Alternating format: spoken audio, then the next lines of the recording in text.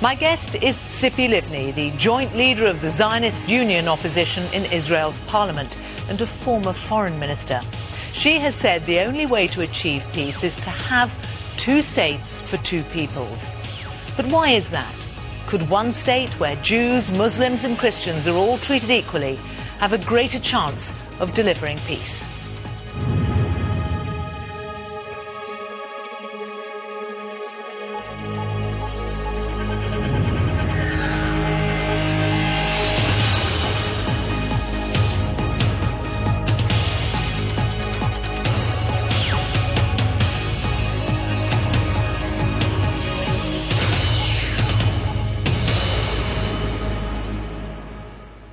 Tzipi Livni, welcome to Hard Talk. Thank you. Hello, Sarah. Why do you say that the only way to achieve peace is two states for two peoples? The conflict is a national conflict between two national movements. One is Zionism that acted for many years in order to establish a state for the Jewish people, and the other is the National Palestinian movement.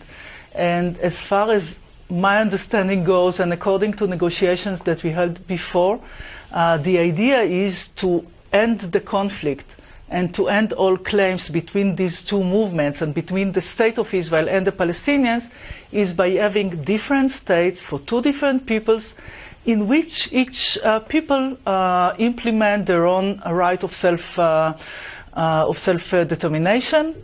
And in Israel, Israel is a Jewish democratic state, and the meaning is that Israel is the nation state of the Jewish people with equal rights to all its citizens, because Israel is a democracy and because these are also our Jewish values.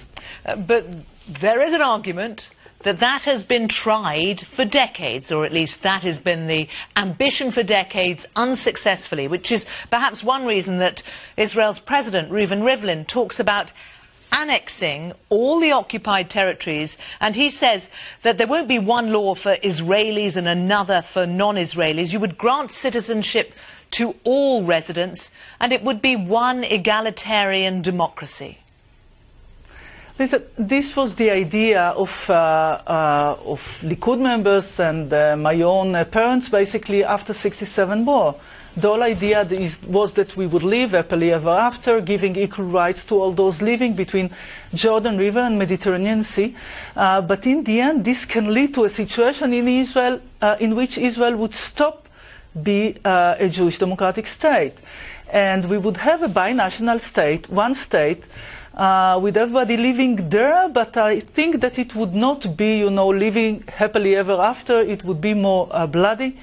With this ongoing conflict amongst us, and this is against what I believe is the vision of Zionism, to create a state for the Jewish people, and in this state everybody is equal rights citizen. Is it down to the demographics then? The idea that if you take in 2.5 million Palestinians, that's the end of a Jewish state?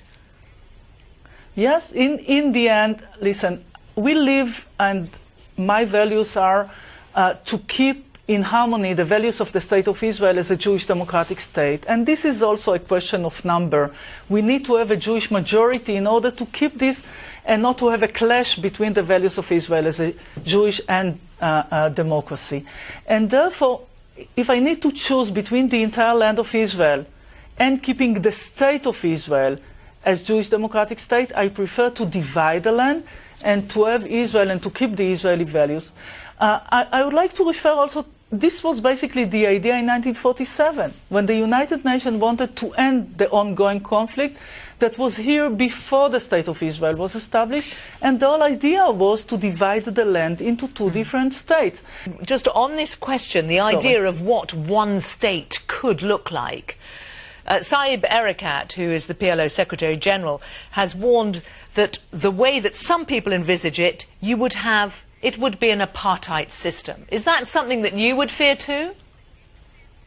Israel would not be an apartheid state. I would fight against it inside Israel because this is against our values. But you recognize it as a fear? Giving equal rights. Sorry? You recognize that as a fear of having one state, do you? I believe that this is something that most of us, Israelis, would reject. This is against our values. And therefore, in choosing between all the options, as an Israeli, I believe that the Israeli interest is to divide the land and to have two different states. Frankly, I'm not fighting for the establishment of the Palestinian state. I'm fighting in order to keep Israel as a Jewish democratic state. And Saib Erekat, from his point of view, is fighting to create and to establish a Palestinian state because he represents the national aspiration of the Palestinians. Now, I would like to say something about what President Trump said. I mean, what he said is not, he said what makes you happy makes me happy. But he also said it depends on both sides. So in a way, I'm not against thinking outside of the box. And there is another idea that can give an answer to our aspiration, to the Palestinian aspiration, another idea that can keep Israel as such. Let it be. I mean, I would like to listen to it. But as you say, this is exactly the point that he made, is that it hasn't worked so far. And as he said, it's something that is very different, hasn't been discussed before. And he actually went on to say it's a much bigger deal, much more important deal, in that it takes in many countries, would cover a much larger territory. I mean, do you recognise that by opening this up, there could be some chance of a very different route, but the one that leads to peace? Frankly, I believe that at first, even before entering to the negotiations room, Israel and the Israelis need to decide what is our direction, what is our goal. And in a way, when President Trump put this on the table, I'm using it in order to say to Israelis, okay, the two options are on the table. What do we prefer? In an understanding that there will be no situation in Israel in which you have two different kinds of citizenship, because Israel is not going to be an apartheid state.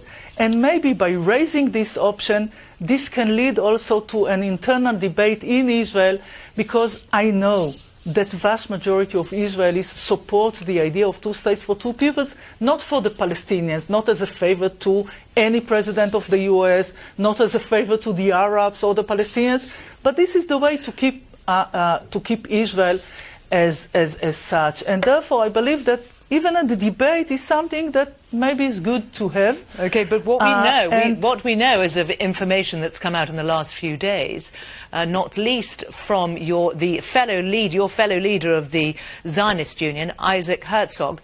He's talked of a deal that was on the table last year from the US Secretary of State, John Kerry, which was put to the Prime Minister, Benjamin Netanyahu, and one that he walked away from, one that would have involved a freeze on settlement constructions and reaching out to Arab nations, with some sort of proposal for a comprehensive peace deal. And you know that I'm in the opposition with the Herzog, and both of us believe that what represents the interest of Israel is to try again and again until we find a way to end this conflict based on the idea of two states for two peoples. And there are opportunities, not only a year ago. This opportunity is still on the table in a way. But with Benjamin Netanyahu as Prime Minister, because your colleague has accused him of being a serial refuser and saying history will judge him on that failure. Yes, that is true. You know that I joined this coalition before, tried to negotiate. We didn't reach an agreement. I have also criticism on the other side, by the way. But it is true, and now it's more clear to the Israelis, that what this coalition represents is something that would not lead to peace or to the end of conflict. And more voices within this current coalition led by Netanyahu are talking about annexation, something which is against the interests of Israel. And now what we represent is something which is completely different. And in the end, we would reach elections in Israel, hopefully sooner, and put this on the table and to say, okay, this is what they represent, and we represent something else. But I do agree that this is the responsibility of any leadership, and by refusing to all these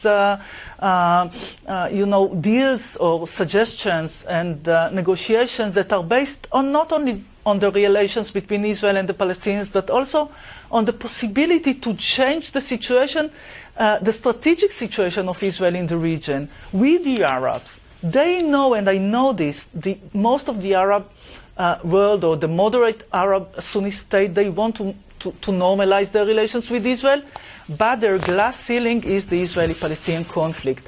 And therefore we can do something which is bigger than just, the Israeli-Palestinian conflict. And unfortunately, Netanyahu was not willing, didn't want to. It's less important to say yes to all these offers that were on the table. And they are on the table right now, I believe. The offers are still there, but what he's saying no because of those he's in coalition with, those to the right of him? Excuse me, this is the excuse. This is the coalition that Netanyahu formed. He had another coalition. We were in this coalition, me and Yair Lapid, others that represent the idea of two states, or basically the idea of concessions and steps toward the Palestinians, and he toppled his own government and led to elections by saying that he wants to form a coalition based on what Netanyahu called his natural partner. So it's true. Okay. So, I am not his natural partner, but it is okay, his but choice. would you go Would you go back into government with Benjamin Netanyahu if he were to be open to accepting the deal that you say is still on the table, a deal to head towards peace? When a year ago, when this deal or the offers or what was on the table was when I was told about it, and I was asked whether I want to join the government based on this, I asked several questions, few questions, frankly. Is he willing to free settlements outside of the blocks? Is he willing to give up Bennett in his, the far right, in his coalition? Is he willing to make more positive comments on the Arab Peace Initiative? And when the answer was no, I said no to the question whether I would join the coalition, and therefore I'm in the same position. The reason for me to be in politics and to try and move forward toward peace treaty, if we have problems on the way, and sometimes we have problems on the way, so let's find the way to move forward. And settlements activities, especially outside of the fence or legalizing illegal outposts, are against what I believe is the interest of Israel, and this is something that should be avoided. And as long as Netanyahu supports it, I cannot be part of his government. You talk about the outposts, but you have... we're in a situation where the United Nations has again condemned the building of settlements, and we've had people suggesting, or even President Trump saying, I'd like to see you hold back on settlements for a little bit, because it is seen as eroding the prospect of a two-state solution. But you are happy for there to be some settlements. Indeed, you would continue building in settlement blocks, wouldn't you? Also the Palestinian negotiators, I believe that any American president understands that when we finalize the border or delineate the border between Israel and the future Palestinian state, we need to take in consideration what we call blocks of settlements. These are the places in which most of the Israelis are living, hundreds of thousands of them, and the good news is that it takes only a few percentage of the West Bank, and therefore when the Palestinians are speaking about adjustment to the 67 line, and they want compensation for this, this is something that is negotiable. Okay, but you will know that the UN resolution... legalizing the recent resolution, UN resolution 2334, that was passed in December, when the United States abstained, allowed it to be passed, it reaffirmed that the building of settlements on Palestinian territory occupied since 1967 was a flagrant violation of international law, and it did not distinguish between the settlement blocks and the outposts, as you were trying to do. Unfortunately, I'm familiar with this, unfortunately, and therefore I believe that any agreement would lead to an understanding that these blocks of settlement should be part of, as final status agreement, part of Israel, and frankly, what I said, what I criticized the Israeli government is by saying that when you don't make your own priorities, when you don't come saying, okay, I want to keep the blocks, but I'm willing to give up the places which are outside of the blocks, or I'm willing to freeze for now as, you know, a message of a goodwill, the outposts and settlements that are outside of the blocks. And so the meaning, if the Israeli government cannot make these priorities, the world is not making these priorities. So, and as far as you are concerned, what percentage of the settlements do you think are acceptable, would you characterize as being settlement blocks? Because for people outside Israel, it is very hard to get their head around this. And so to get some sense of what you think is acceptable. Well, you know that I'm not going to negotiate this with you, but when I said that it takes only a few percentage, we are all talking about one digit. And therefore, there are gaps because we need to take, we're talking about less than 10%. Less than 10% of all the settlements that have been built. Yes. And this is something that should be negotiated between us and the Palestinians. And they want compensation for it. But it's not important, you know, what you think personally or others are thinking about settlements activities, whether they are part of, you know, against the international law, or whether they are part of the Jewish people coming back to the land of our forefathers. We are talking about realities on the ground. And since most of the Israelis that are living outside of the 67 line are living in these, what we call blocks of settlements, so the realistic solution should take this in consideration, because otherwise it's impossible to think that we can reach an agreement. Now, I can assure you, as the chief negotiator on the Palestinian side and somebody who still meets, you know, also the Palestinian side, they understand this as well. And in the past, we got President Bush saying that this should be taken in consideration when we would finalize and delineate the line. Trust me, the problem that we didn't reach an agreement was not about this percentage. Okay, but we are of course now, we're with a different, to be solved. We're with a different US administration, one that's talked about being keen to move its embassy to Jerusalem from Tel Aviv. And that is something you would support? I'm an Israeli. Jerusalem is our capital. But you know, you're also a politician. You know the consequences of that. You know that it would be seen as if it were... But this is an American decision. As if it were Israel's annexation of East Jerusalem, even if it were in West Jerusalem. This is an American decision. And as I said before, as an Israeli, Jerusalem is our capital. And I hope that you don't expect me that I would represent here in our talk, HARDtalk, though, the outcome of this and what the Arabs would say, what Jordan would say, what the Palestinians would say. I'm sure that the new administration... You have in the past, you have been honest enough to say, look, I'm not going to be politically correct about this. I'll talk about settlements as a burden. Here we are with something that is widely recognized I am still talking about new settlements as a burden. And as far as the embassy move is concerned, it would be seen as a highly provocative and unnecessary move. Are you not prepared to say that? No, because I believe that it depends on whether it would be, you know, one step doing, okay, we are taking the embassy to Jerusalem and that's it, or whether they would recognize things that are connected also to the interest of others in the region. So I believe that this is a question not only of taking the embassy, but the context that it would be done. So if Alon Leal, the former Director General of Israel's Foreign Ministry, says everyone knows such a unilateral move is the end of two states, is he wrong? As I said before, I'm sure that the new administration, and I know that they started already asking our neighbors, asking the Palestinians, asking the Arabs what would be the implication, and it's for them to say how this is going to impact them. Is it true? And I hope is it true that you have been offered a job at the United Nations? I prefer not to refer to this publication and speculations. But you had a meeting with Antonio Guterres. This is going to be my only answer, I'm sorry.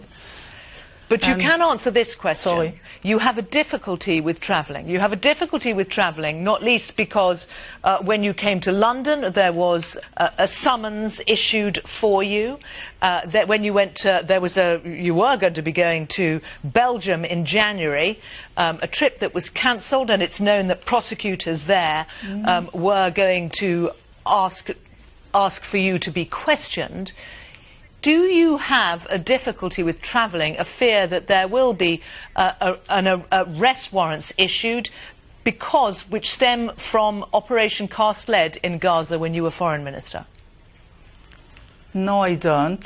As you know, I visited London, and I didn't. The trip to Brussels cancelled for other reasons. In fact, I didn't know about this story that was raised in the newspapers, but I'll check it. But I want to say something about this in general, not about me and not about traveling. You know, Israel is fighting terror, and the operations in Gaza are against terrorist organizations that doesn't represent a national conflict, but a religious conflict that in a way represent all this extreme Islamist ideology that is against, not to say peace, but against even the existence of the State of Israel. Okay, but Operation Cast Lead was in response to something else. We only have a few minutes, so I'm keen to get... Operation Cast Lead was in response to the firing of rockets into Israel. Sarah, it's very important for me to say so. Hamas is being delegitimized by the entire international community. They are acting in terror against our citizens. And I believe that this is not only the right, but the responsibility of any Israeli leader as a member of cabinet to fight against terror as any state in the free world would do. But and in a way, other the idea states that have not had the response that the United Nations did to Israel. A UN report accused Israel of committing actions amounting to war crimes and possibly crimes against humanity. No, I know that there was a report, and afterwards Israel worked in order to open everything. We are checking ourselves. Our Supreme Court is checking every event that's happening. Frankly, just tomorrow we are going to have the verdict of an Israeli soldier that acted against what we believe, not only the international law, but our laws. But I want to tell you something, Gil. I just came from Munich. There was the security conference there. And as I said before, we are members, Israel is a member of the free world. We are fighting together with others against terror. And it's in order to defend civilians, trying to avoid any civil casualties. And while you are asking me these questions, you know, Zarif was there, the foreign minister of Iran, a state that supports terror, supports Hezbollah, that act in terms of terror also on European soil. So I'm not, you know, I'm willing to answer any question, and I'm proud that I had in my life the possibility to be a member of the Israeli cabinet and to fight against terror. Do you think President Trump means peace is more likely in the Middle East? I don't know. I want at first to say that the former administration and especially Secretary Kerry invested in it. And I highly appreciate it. The good news is that President Trump said, I want to make a deal. And he said that this is his priority. And therefore, any American president who wants to make a deal, speaking about peace in his first meeting with the Prime Minister of Israel, it was good to hear. And it is true that he said not only the two-state solution, but if he wants to invest in it, if he wants to achieve peace, let's hope that this is what would happen. It's a mutual interest of all of us. Tzipi Livni, thank you for coming on HARDtalk. It's a common interest. Thank you.